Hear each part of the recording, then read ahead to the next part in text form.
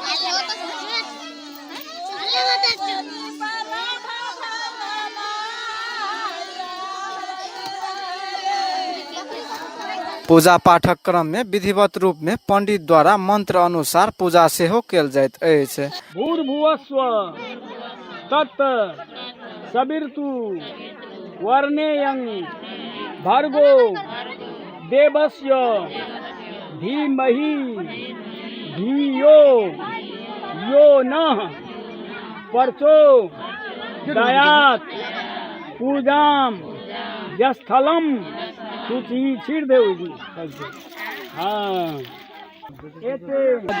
नानाविध नैवेद्यान सत्यवान सावित्री यो नमः। विगते के दिन से जेठ महीना के अमावस्या तिथि में ई पावनि मनाओल जाइत अछि। पावनि के लेल पूजा सामग्री के रूप में बांस से बनाओल गेल पंखा अर्थात बियन, धागा, फल फूल, मिश्री, चन्ना, गमछा, अगरबत्ती, पान, सुपारी, मिठाई लगायत के सामग्री चढ़ाओल जाइत अछि। ओना तऽ बहुत भऽ सकैत अछि, मुदा कहल जाइत अछि धार्मिक ग्रंथ स्कंद पुराणक अनुसार बर के गाछक जड़ि में ब्रह्मा, डारि में विष्णु आ पात में महादेव के वास स्थान रहला से बरक गाछक नीचा में बैस के पूजा केला से सबटा देवता सब प्रसन्न हेबा के संगे पति के दीर्घ आयु आ परिवारक कल्याण होबा के आस्था रहल अछि। एहि पावनि के बरसाइत पावनि सेहो कहल जाइत अछि। पौराणिक कथा अनुसार राजा सत्यवान की मृत्यु भेला के बाद हुनक पत्नी सावित्री बर गाछक नीचा में बैस कठोर व्रत क अपन पति के प्राण बचेबा में सफल भेला के कारण महिला सब अपन पति के दीर्घ आयु के लेल वट सावित्री पर्व मनाबैत अछि।